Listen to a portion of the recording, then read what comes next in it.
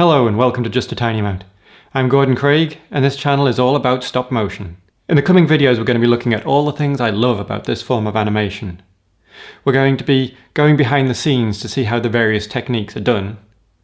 And we're going to be following along with some of the projects that I'm currently working on. Stick around, should be good.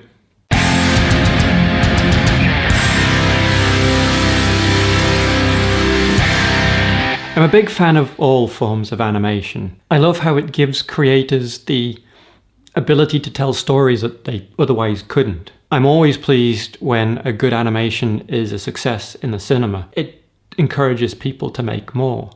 And they are amazing films in themselves. They get audiences to genuinely care about talking animals and taciturn robots and anthropomorphic personifications of human emotions, which is no mean feat. Whilst they're all slick, big budget productions, chart-topping songs and huge fan bases, I personally still prefer the stop motion for several reasons. It fascinates me. When people describe stop motion films, they usually use the word charming, which I can see why. The films and the characters and the stories they tell do certainly have a certain charm to them. Think maybe people can connect better? The second thing I like about it is the actual making of the puppets and the set and everything that goes with it. Long before the first shot is taken, a lot of work goes into a stop motion film. You've got to make the armatures, you've got to make the sets, you've got to make the clothing and the props. Everything you see has to be made. It has to be made to scale. It has to be made to move right and look right. It has to be able to pick things up if it needs to pick things up. It needs to be able to point. The mouths need to be able to move. The eyebrows need to be able to move. A lot of thought has to go into these puppets. Making a puppet isn't just about designing a good puppet, which is certainly a big part of it.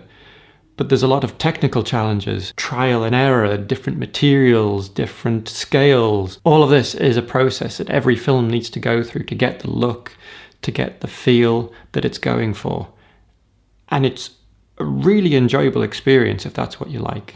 In the end, you actually end up with something that you can hold, that you can look at, that you can start imposing a character and a personality into.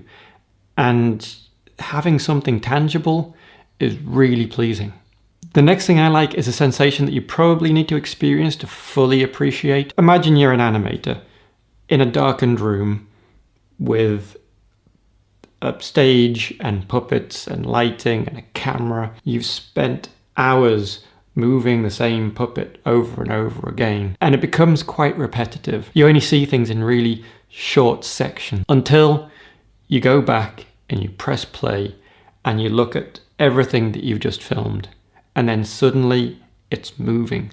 Suddenly this puppet in front of you takes on life. Suddenly you're seeing all of your hard work in action. The magic is happening right in front of you. It's like you're too close to see it when you're doing it.